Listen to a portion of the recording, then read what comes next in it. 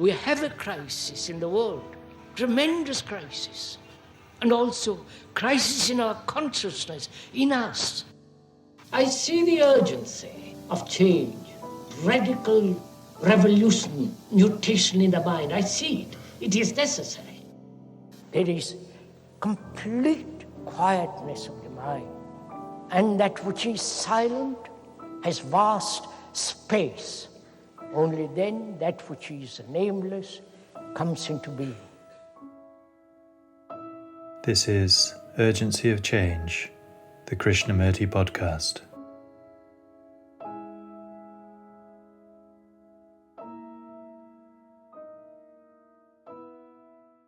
Motives are based on pleasure, avoiding pain and holding on to pleasure. There is no other kind of motive. Hello and welcome to episode 252 of Urgency of Change. Each episode of the Krishnamurti podcast is based on a significant theme of his talks. Extracts from the archives have been selected to represent Krishnamurti's different approaches to these universal and timelessly relevant themes. This episode's theme is motive. Upcoming topics are emptying consciousness, thinking, and the false. This is a podcast from Krishnamurti Foundation Trust, based at Brockwood Park in the UK, which is also home to the Krishnamurti Retreat Centre. Situated in the beautiful countryside of the South Downs National Park, the Krishnamurti Centre offers retreats individually and in groups. The focus is on inquiry in light of Krishnamurti's teachings. Please visit krishnamurticentre.org.uk for more information, including our volunteer programme. You can also find our regular Krishnamurti quotes and videos on Instagram, TikTok and Facebook at Krishnamurti Foundation Trust. If you enjoy the podcast, please leave a review or rating on your podcast app. This episode on motive has 5 sections. This first extract is from Krishnamurti's first talk at Rajghat in 1967 and is titled, Why Do We Have Motives? As long as I love you, because you feed me, you flatter me, you do this or that, it is not love. So, is there thought or is there a motive which includes the process of thinking behind attention? Right, sir? Is there? Because any motive distorts, right? It doesn't matter whether it's good motive or wrong motive, high or low motive. Any form of motive to be attentive is a distortion of attention. Right? And can I be attentive without any motive?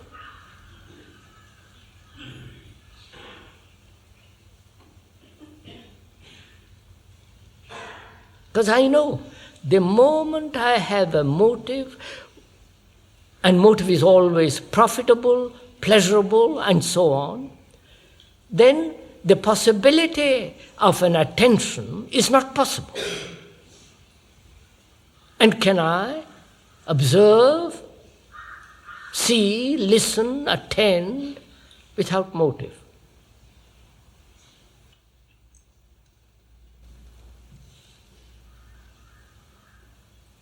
Now, who is going to answer this question? You or I? You understand my question? Are you going to answer this question or am I?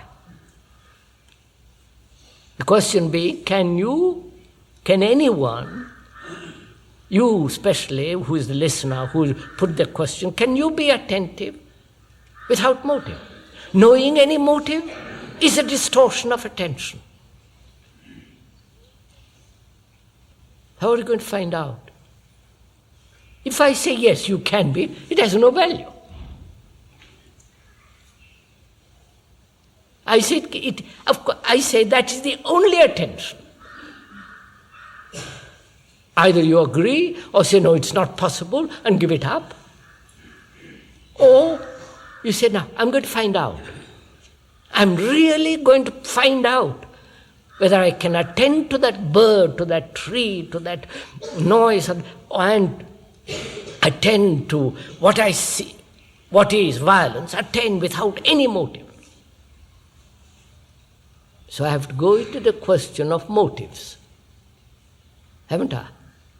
Why? Why have I motives? Motives based on pleasure. Right? Avoidance of pain and holding on to pleasure. Right, sir? There is no other motive. I mean, there are different varieties of pleasure and different varieties of pain. But as long as I am seeking pleasure in any form,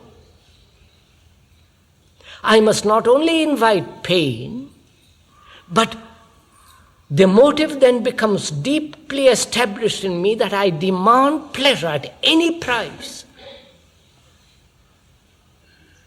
And can I look,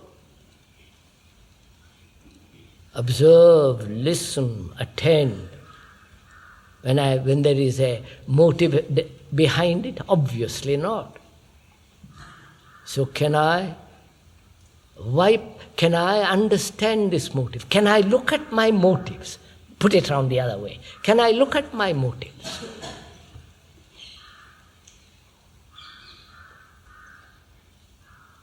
Why do I have a motive at all?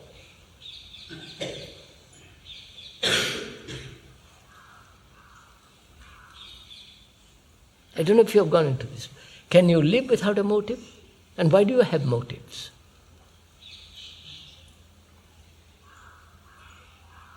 Are you listening now with a motive?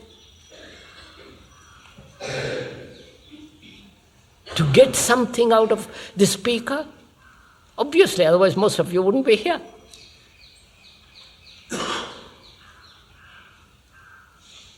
To get some truth, to understand this, that, 10 different things. And when you are trying to get something, are you listening? Nobody can give you anything except food, clothes and shelter, and perhaps transportation, technical knowledge. Psychologically, inwardly, nobody can give you anything. Can I realize that? Can you realize that? So when you listen then, knowing that nobody can give you anything, give you freedom, give you enlightenment, guide you, all that, then what happens? Then you are listening. Then you're actually listening because you don't want anything from anybody, inwardly. Therefore, you have no motives. Moment you want something, you're caught.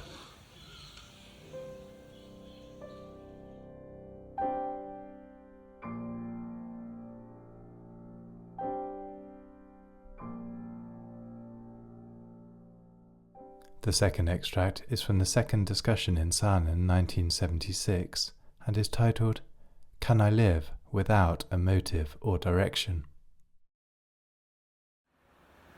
Can one live without a motive? That is, we said, where there is a motive, there is a direction. Right? The direction set by thought. Right? I have a motive of wanting to get rich. Thank God I haven't got it, but suppose if I have it. I have a motive. Therefore, all my life is directed towards that particular thing. Getting money, Because then I can have fun, I can have travel, I can have house, follow all the rest of it. So we are traditionally trained, brainwashed to have direction. Heaven, Jesus, Buddha, whatever direction, economically, socially, religiously, we have trained to have directions. Right? And so, we don't know how to live without a motive.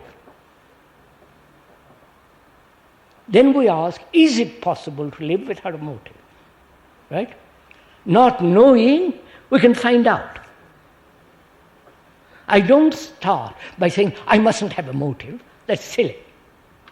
When I have got it. But to say, well, I have got a motive, I see what is implied in a motive, a movement in a certain direction. Pleasant or unpleasant, profitable, not profitable, worthwhile, not worth, and so on. The direction is set by thought, which is desire, image, sensation, and particular direction. That is the motive, operation. And we are trained traditionally, educationally, socially, in every way, even religiously. You follow? You have directions. Having directions, motives, then you can find out why thought sets a direction.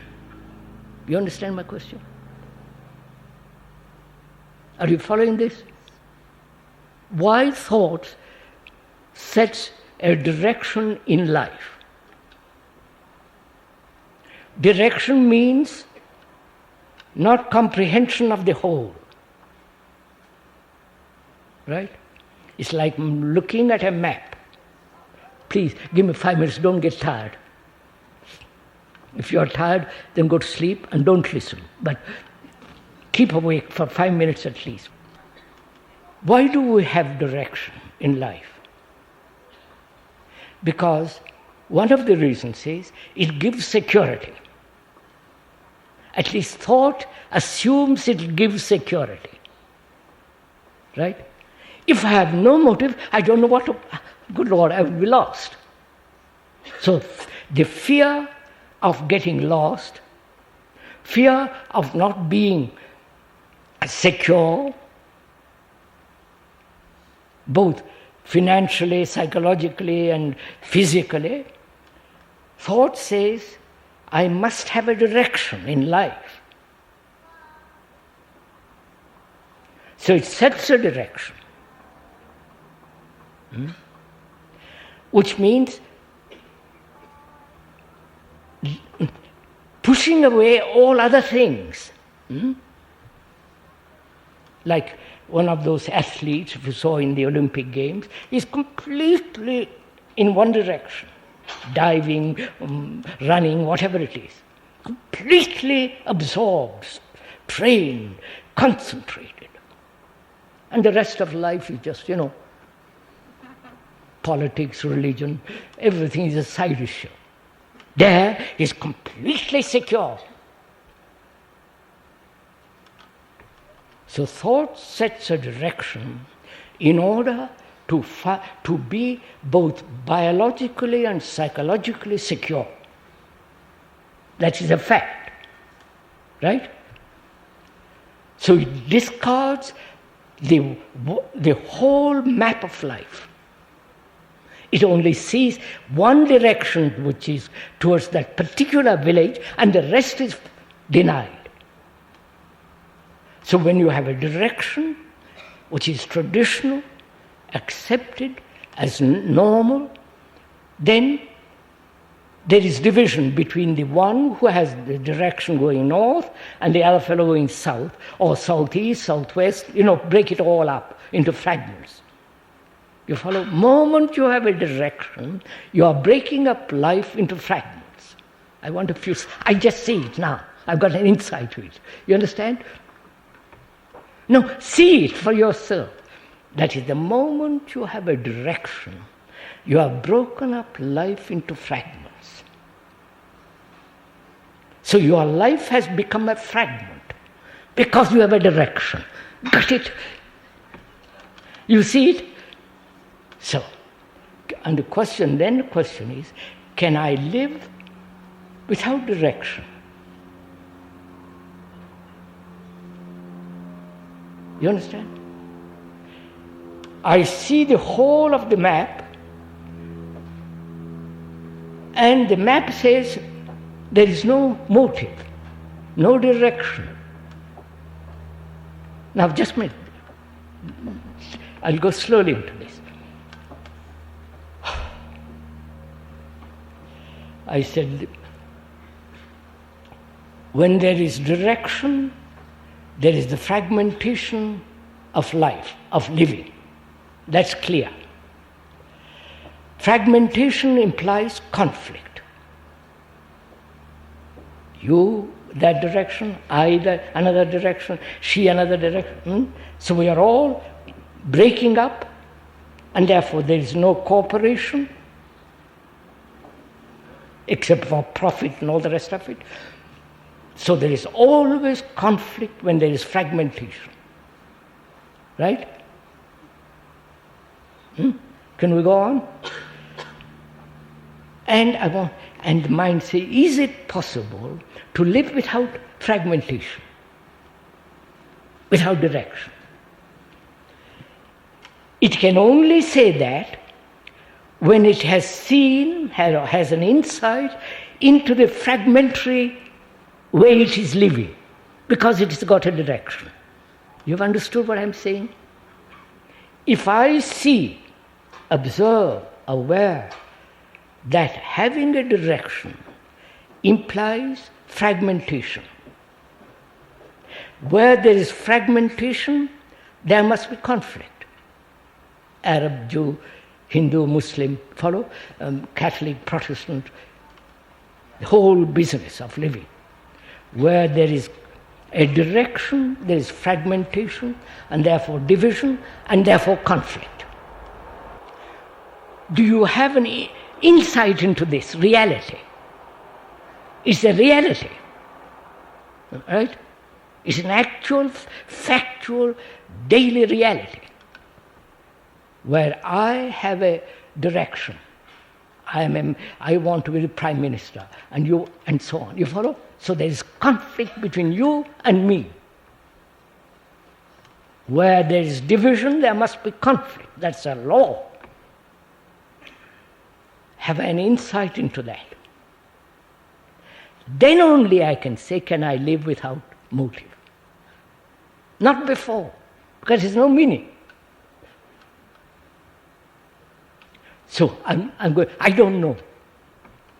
You understand? I don't say, well, I can or cannot. I don't know. But I do know where I have a direction, there is fragmentation, conflict, and all the rest of it follows. So that I am fully acquainted with. I'm familiar with it every day of my life. From that I ask myself, because I have an insight into that, I ask myself, is it possible to live without a motive? I really don't know.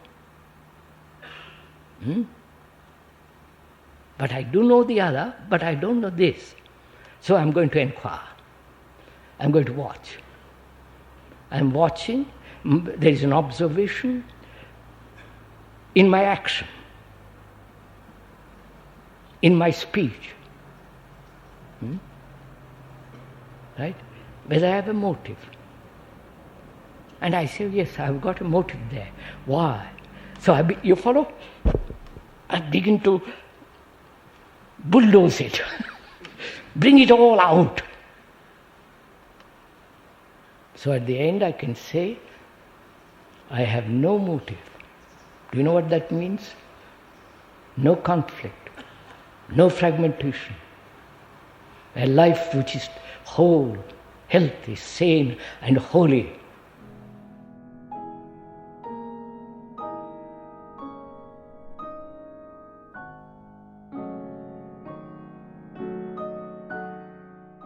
The The third extract is from the third question and answer meeting in Saanen 1984 and is titled Motives and Desire. How can one come to this tent without a motive, a desire to come here? To listen to you, I must have a motive to come here. How does one live without motives?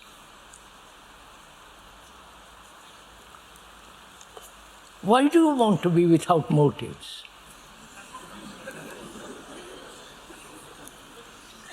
Who told us that we must have motives?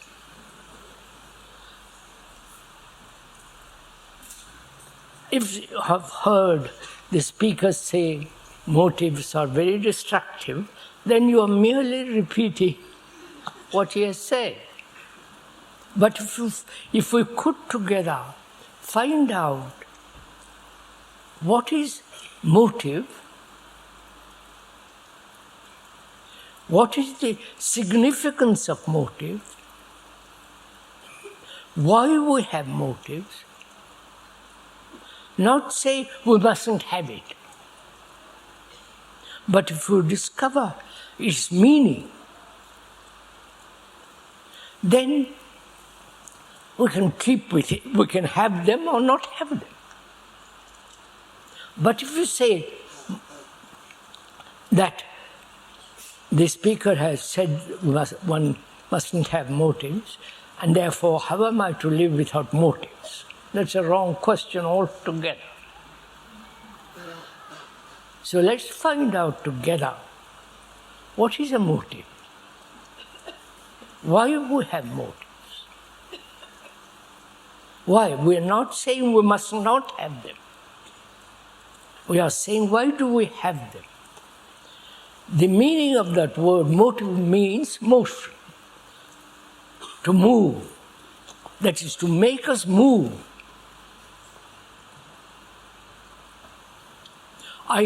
One comes to this tent with a motive, obviously. That is, the motive is to listen to somebody.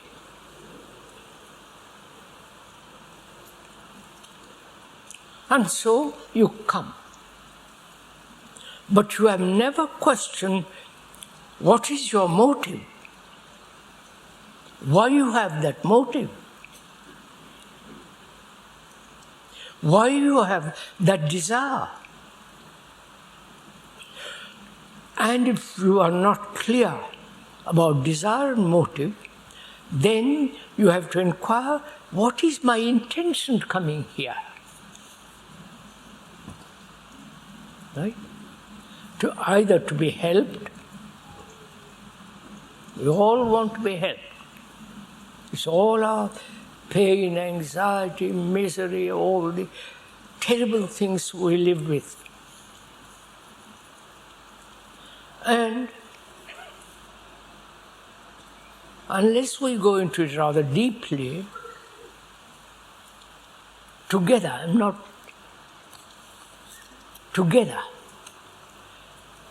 then you have all the time motives. A motive is a direction. Right? I have a motive to come here. My motive is for various reasons. Which is what? I've already set the brain has set a direction, right? To understand this man, or to say, oh, he's a stupid man, he doesn't know what he's talking about. To criticize, to accept, to obey, to contradict, all that is occupying your mind, the brain. Therefore, you're not listening. Right? Listening is an art, as we talked about it the other day. to listen to somebody with all your being, not to interpret what he says. But if you listen, that's the greatest miracle. Whereas if you have a motive, you can't listen, right? Simple as that. And if one has a desire, which is part of the motive, why are we slave to desire? You see, we don't inquire. We accept, I have a desire to come here. We don't say, why have I desire? What is desire? You understand? Drive, push, inquire, doubt. What is desire? We talked about it the other day. We'll go into it briefly.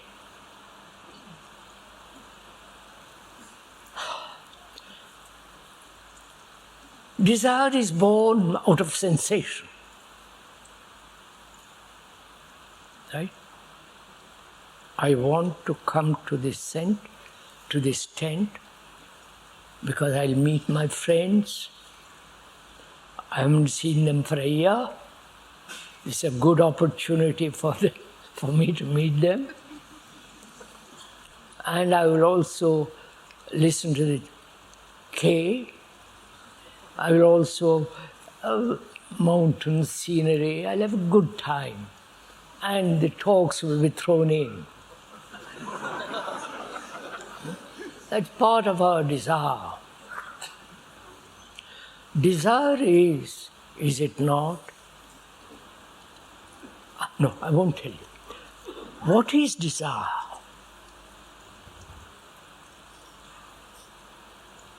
Not that we are saying we shouldn't have desire, or suppress desire, or encourage desire. Desire to fulfill, desire to become something, outwardly and inward. So, desire, what is desire? To go into that, one must ask, what is sensation? Right? How does sensation arise? Right? Through seeing something, a beautiful chalet, nice bathrooms and all the rest of it, and a lovely view. The view, the chalet, seeing it brings a sensation. Right? That's natural. And also then, thought says, I wish I owned that chalet. Right? Which is what? Thought giving shape to sensation. Thought giving an image of yourself in that house. Clear? Right? At that moment when thought brings the image of you in that house, at that second desire is born. Right? Clear? Are we? Right? So desire is given shape, sensation.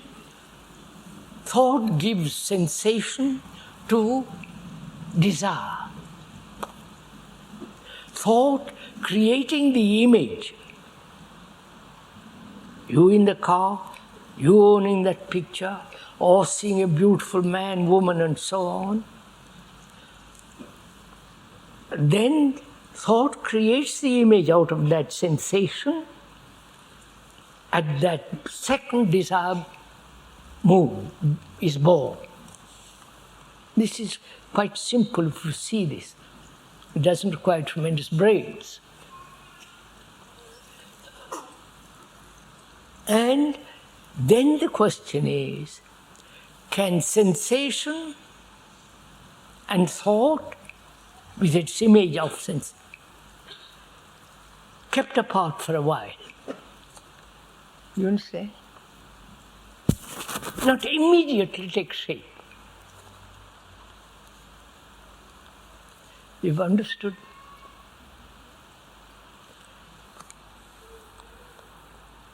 There's a chalet the other day one saw, a stad, very nice, beautiful, old, modernized inside, and everything as it should be.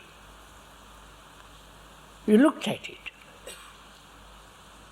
You live in a flat in one of the big cities and you say, my God, I wish I had that chalet.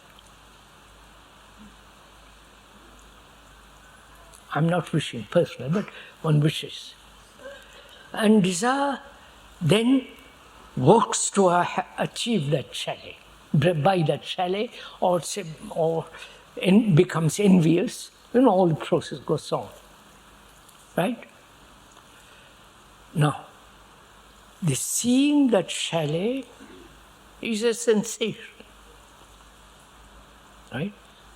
Seeing the good taps, the bathtub, the showers, dining room, the whole modern kitchen, and you don't have to wash dishes. You put it, all that goes on. Then thought comes and says, I wish I could live there. Or rent it out. I can get a lot more money, especially in the winter. All that is instantaneous, you understand? There's no interval between sensation and thought giving shape to that sensation, right? Now, is it possible to keep them apart for a while? You understand? That requires great attention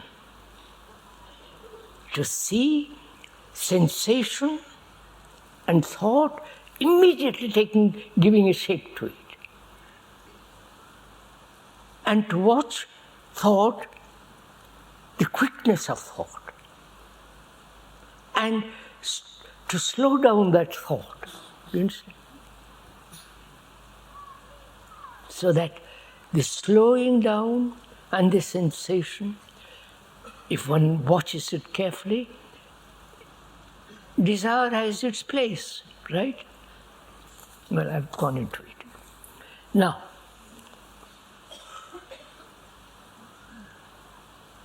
we have motives. Motives to get rich, motive to be happy, motive to fulfill, desire to have one's roots, to identify oneself with something. This is the everyday business of one's life. And the motive is always changing. Therefore, motive gives shape to our life, right? Desire, motive, and so on. So the past, the past is giving shape to our life, right? The motive is the past. You understand? So the past, which is the motive, which is giving a direction, is giving the mold of our life. Right? Therefore, we are the past. Yeah, of course. The past is memory. Right?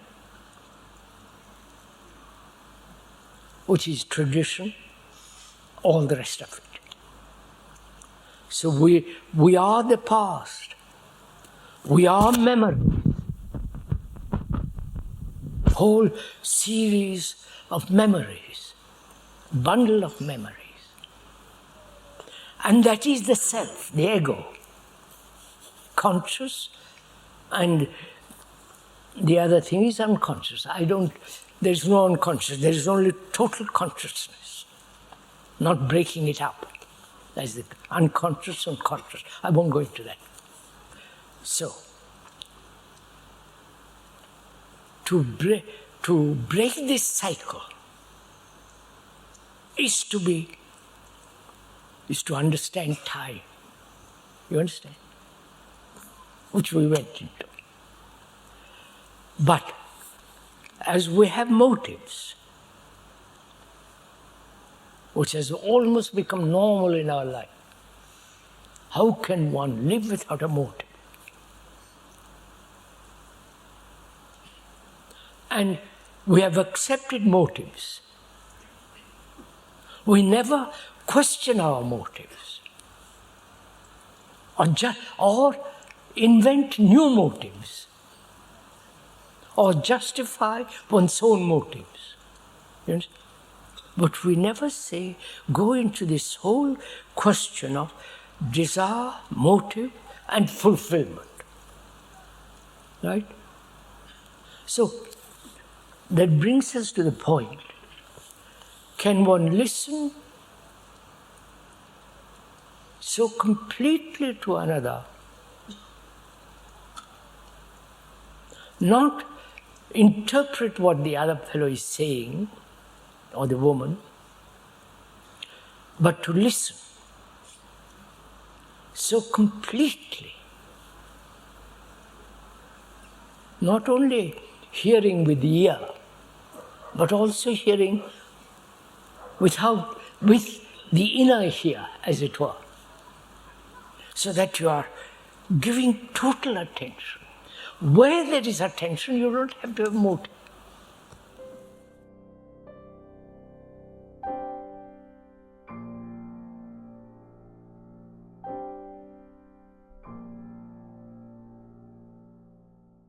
The fourth extract is from Krishnamurti's third talk in Saanen 1982 and is titled Facing Facts Without a Motive. Our relationship is mechanical. I have certain biological urges, and you fulfill them. I demand certain comforts, certain companionship, because I'm lonely.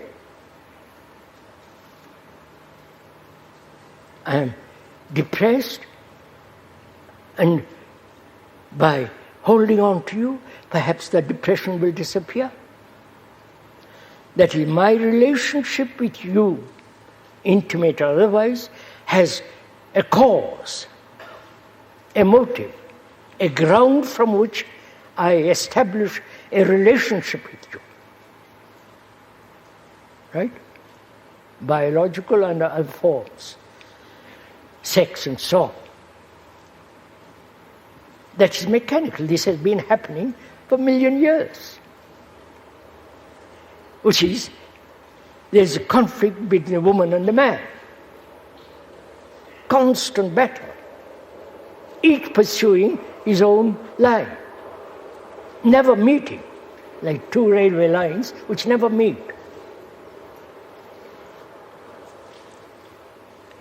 This relationship is the activity of thought, and therefore limited. And wherever there is limitation, there must be conflict. Right? Any form of association, I belong to this group, and you belong to another group, association.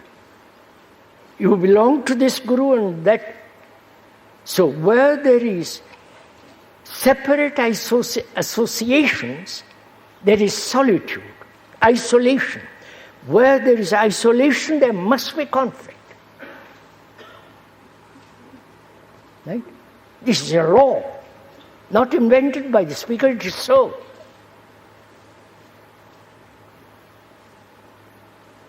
Right? So, thought is ever creating, is ever in limitation, therefore isolating itself. Therefore, in relationship where there is activity of thought, there must be conflict. Get it? No, but see the reality of it.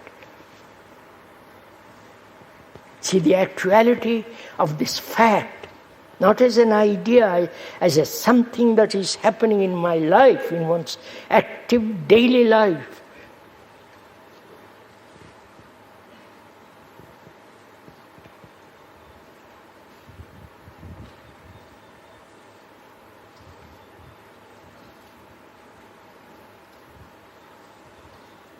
Divorces, quarrels, hating each other, jealousy, you know all about it. The misery of it all. Somebody, the wife wants to hurt you, jealous of you, and you are jealous of her. You follow? Which is all reactions which are repetitive.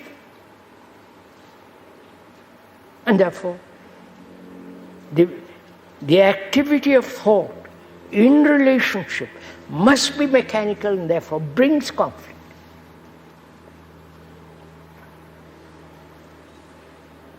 Right? That's a fact.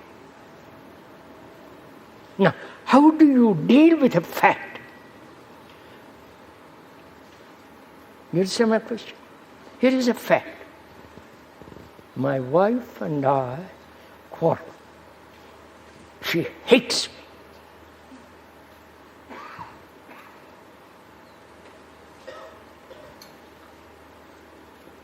And I also follow response, mechanical response, the hate. And I discover that it is the remembrance of things that have happened, and that memory is stored in the brain. It continues day after day. And my whole thinking is a process of isolation. Right? And she also isolated. We never discover the truth of the isolation. That wherever there is isolation of any kind, putting on purple robe, or green robe, or purple, you follow? Must be a factor of isolation, nationalism and so on. And it must breed conflict. Now that's a fact. Now, how do I look at that fact? What am I to do with that fact? Do you understand me? Please, I'm not answering. You are answering. You are questioning it. You are putting this question to yourself. What's your response? How do you face this fact? With a motive? With a cause? Please, careful. Don't say no.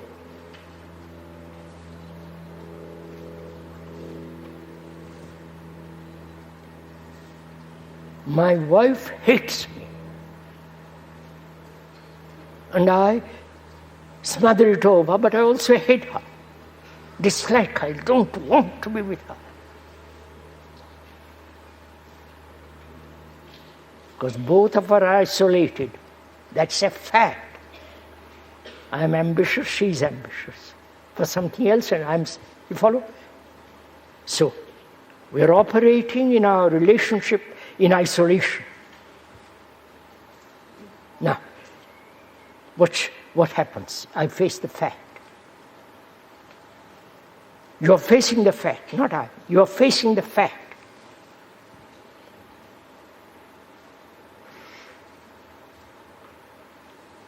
Do you approach it, the fact, with reason, with a ground, with a motive, which are all. Now, so how do you approach it? Without a motive? Without cause?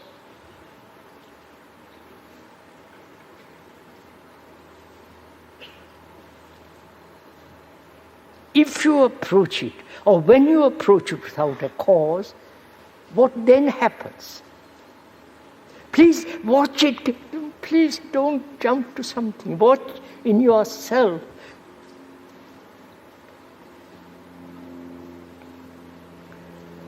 So far, I have mechanically approached this problem with a motive, with some reason, a ground from which I act.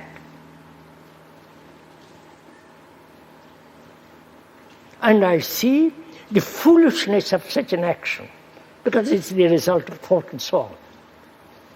So, then can I approach is there an approach to the fact without a single motive?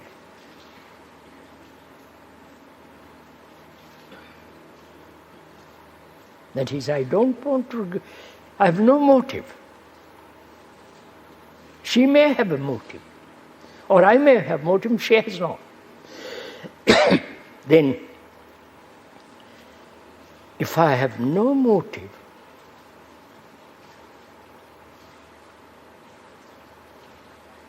how am I looking at the fact?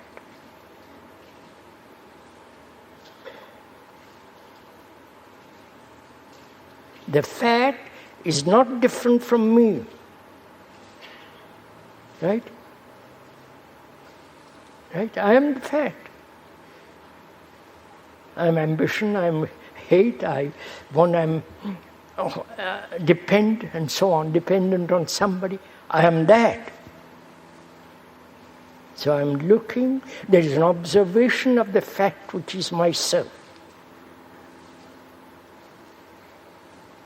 And the observation of the fact which is myself without any kind of reason, motive. Is that possible?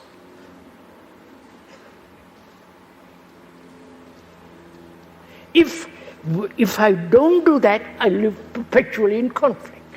And you may say that is the way of life.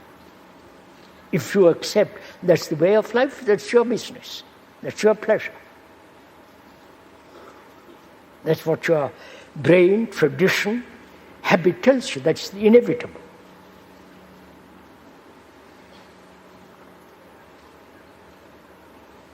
But when you see the absurdity of such acceptance, then you are bound to ask this question.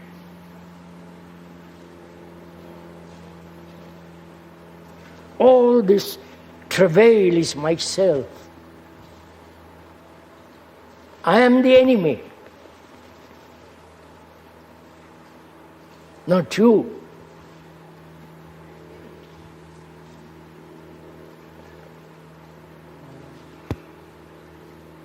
I have met the enemy and discovered it's me. So, can I observe this whole movement of me, the self, separate, isolated, tradition, the acceptance that I am separate, which becomes foolish when you examine the whole field of consciousness of humanity. I am the entire humanity which went into consciously. In my consciousness is common. So there I am. I've come to a point in understanding what is intelligence, which is said intelligence is without a cause, as love is without a cause. It has, if love has a cause, it's not love, obviously. I'm intelligent because government asked me. I'm intelligent because I'm following you. I'm intelligent because I've worked in a factory. I've got a great skill. That's not all. We don't call all that intelligence. It's a capacity.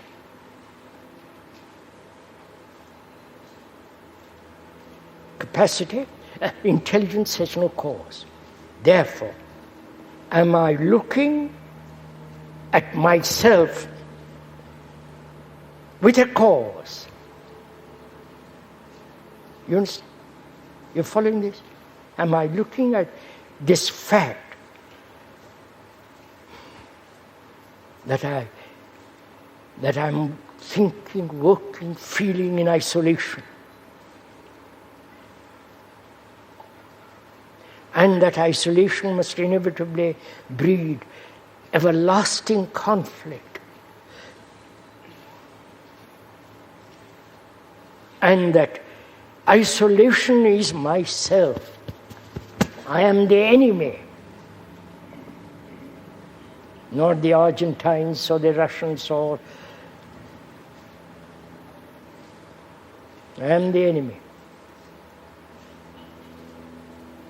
Now, how do I look at myself without a motive?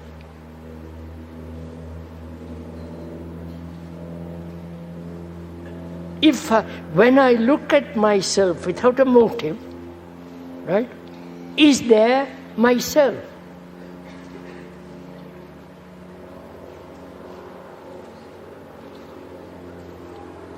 Myself is the cause, the effect. Myself is the result of time, which is the movement from cause to effect. So when I look at myself, at this fact without any cause, there is the ending of something and the beginning of something totally new.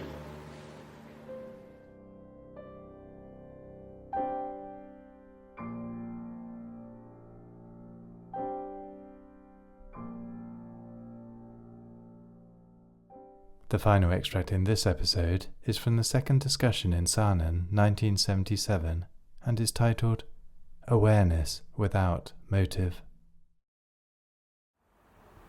First of all, one can see the importance of being a light to oneself. It doesn't mean to cling to some idea that one has discovered or experienced a light in oneself. But that comes about by understanding fully, deeply what awareness means. I'm going to talk it over with you first, and then please question. Let's talk it over, have a dialogue together.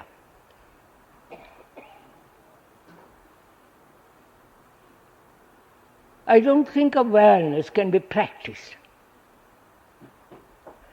If you practice it, then it becomes mechanical. Right? That's simple enough. It's like a man who plays the piano. If he practices it all day long, he might practice the wrong notes. So, the awareness implies no practice at all. It is free observation, without any distortion, without any bias, without any prejudice, without any conclusion. Free observation and exposition. Not only observation of the world around one, and also from the outer observation move inward. Because unless one understands the outer very carefully, merely starting with the inner awareness may be distorting, may be illusory, may be non-factual.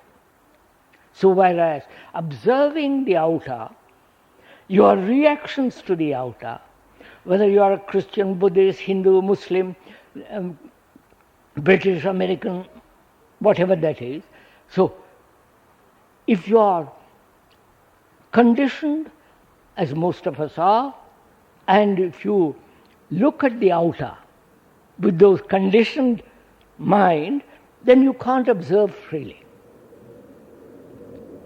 So, awareness implies that one is conditioned, and from that conditioning we have created the world. The moral, ethical, cultural, political, religious world, as well as the psychological world. Right? We are conditioned by our culture, by the society in which we live, which we have created, and we are conditioned by the religions, by the priests, by the family, the tradition of war, as the tradition of God, as the tradition of rituals.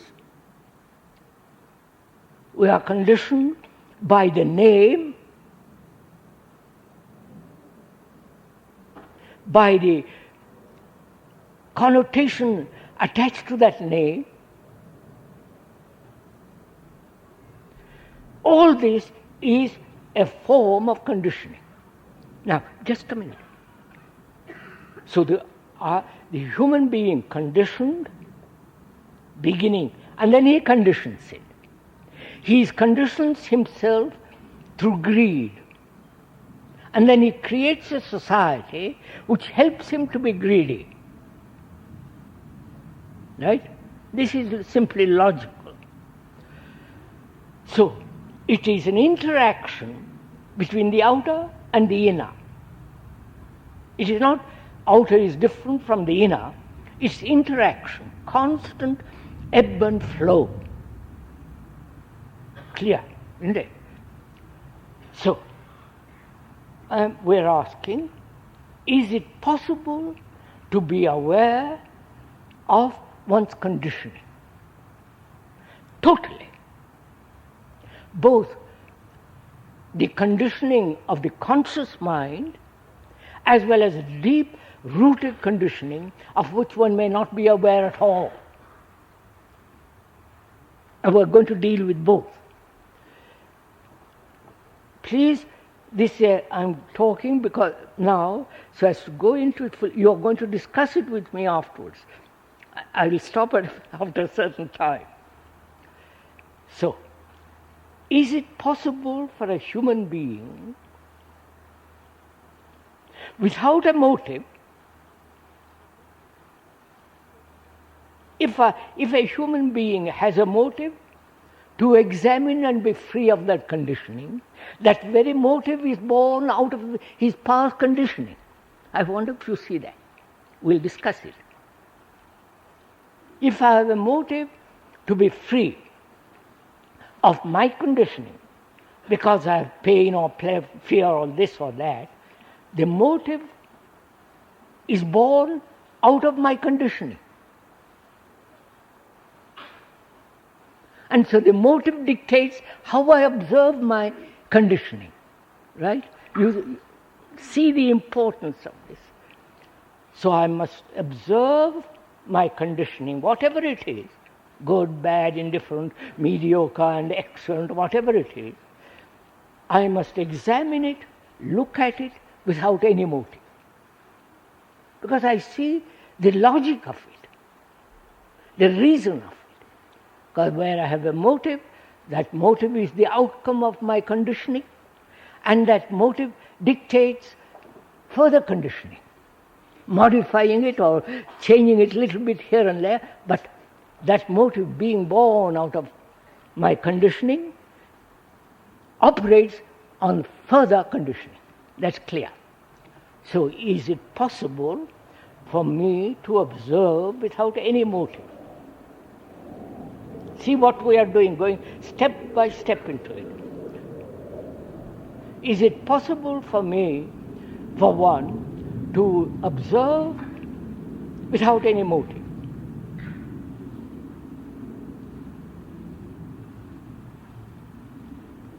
If one sees the logic of it, the truth of it, that is, a motive born out of my conditioning still maintains the conditioning. Do you and I see the truth of it? When I do, the motive disappears. I don't have struggle against it. Entendez? Right? If I have a motive to be free of my conditioning, that motive is dictated by the desire to be free of my trap in order to be something else. To be something else is born out of my conditioning. To be something else is the reaction to my conditioning, dictated, directed by the motive. That's clear. May I go on? Huh? Please, we are going to discuss this with me. Have a dialogue with me. So, one asks, is it possible to be free of motive? All motives, not just one motive. And that is only possible if I see the movement of a motive. Right? How the motive is born, what its actions are, what its responses are, how that very motive curtails, limits further examination. Therefore, seeing the truth of that, the motive, all motives disappear. I wonder if you see this. We're going to discuss this together. Have a dialogue. So, now, the very fact having no motive gives freedom of observation. Right? Right? Now one observes, that is, having no motive, I am becoming aware of my consciousness, right? Of one's consciousness. So, in becoming aware without motive, and therefore no choice in the observation of my conditioning, because the motive dictates the choice. I wonder if you see all this. Huh? We'll discuss it. So there is no choice in observation. Observation then is freedom to look. The motive is the factor of the past. Motive is the past. Right? The motive is the observer. Without the motive, there is no observer. Are we getting something of this? Yeah? You're following? So, mind is free to observe without any choice, without any motive, because I see a choice is the outcome of my conditioning, motive is the outcome of another form of conditioning. So, seeing the truth of that, there is freedom to observe without the observer.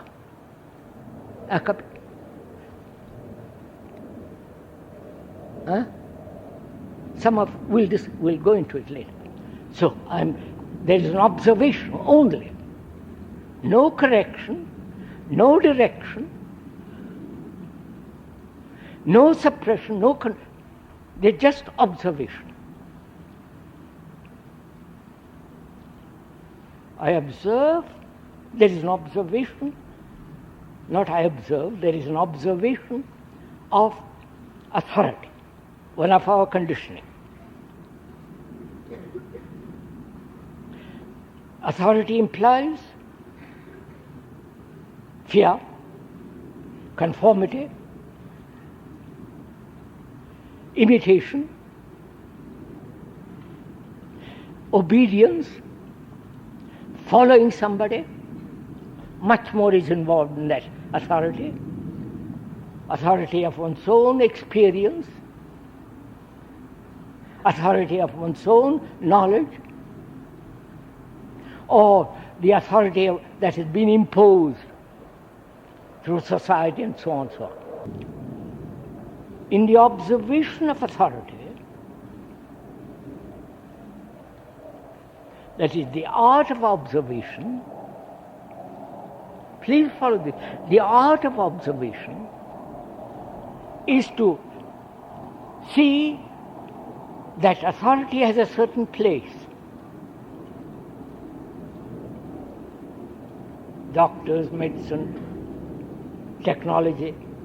But authority has no place in the field of which we call the psyche. Right? I have put, art means, as we said at the beginning, to put everything in its right place. Right? See the beauty of it, sir. To put everything where it belongs.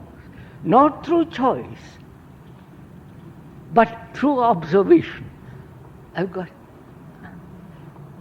right? Right, I'll go on. So authority has its right place. I observed it. There is an observation of it. And there is fear. I'm just going, we're taking few of the contents of our consciousness, of which we are becoming aware. Fear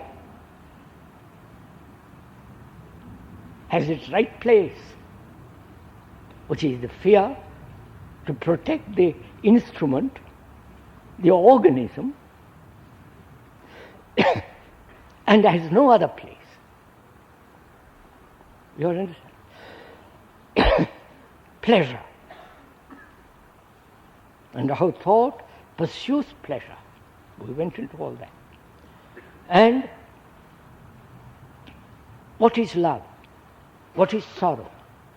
We went into all that. So, is there a possibility of being aware the whole of it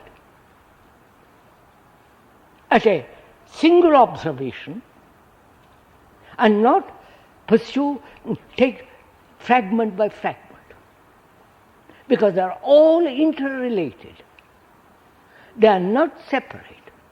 They are not fragments which exist by themselves. They are all interrelated, acting upon each other. So in this observation, is it possible to observe totally the whole movement? You understand? It is possible only when we understand the meaning and the significance of thought.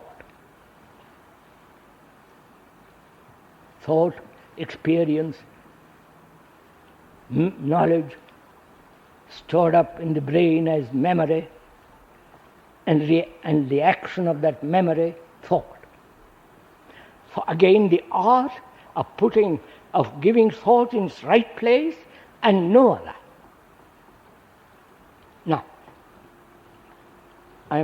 we are asking, is it possible to be aware of this total movement as a single unit,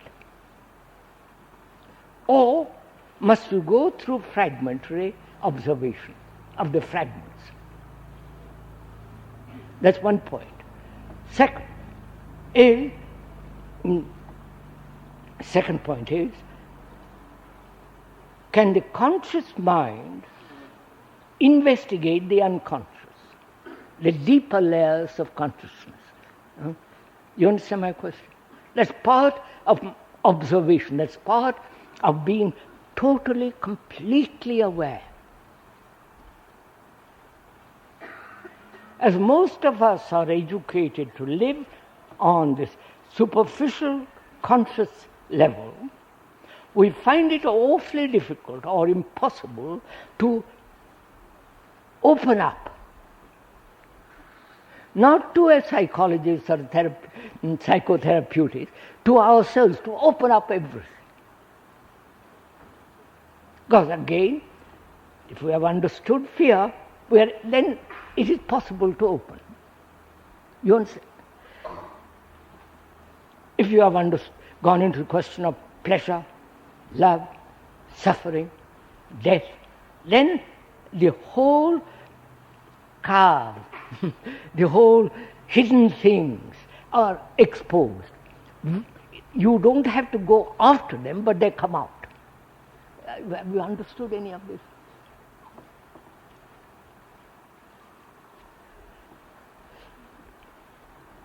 Right? So having no motive,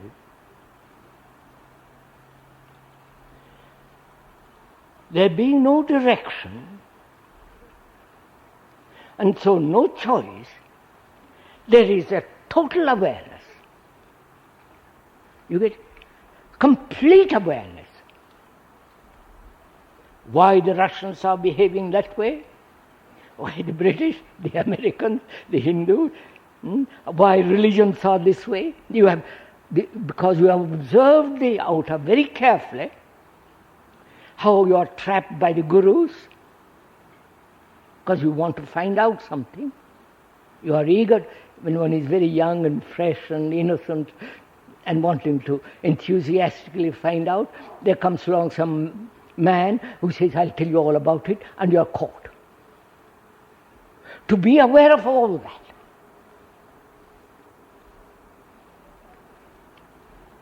Which means to be aware of your desire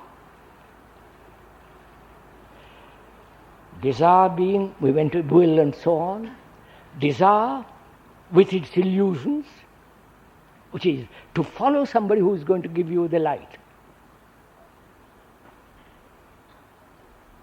To practice something, hoping thereby that you will have this extraordinary delight or ecstasy, joy. Ecstasy, as we said, is a state of mind which is beyond the self. So, both consciously as well as deep down, there is a total awareness. Right? And from that total awareness in which there is no choice, there is complete action. To act without a motive, which is out of compassion. You get it? Which is out of clarity. And that compassion, clarity, gives the skill to operate, to function, to act. This is total awareness.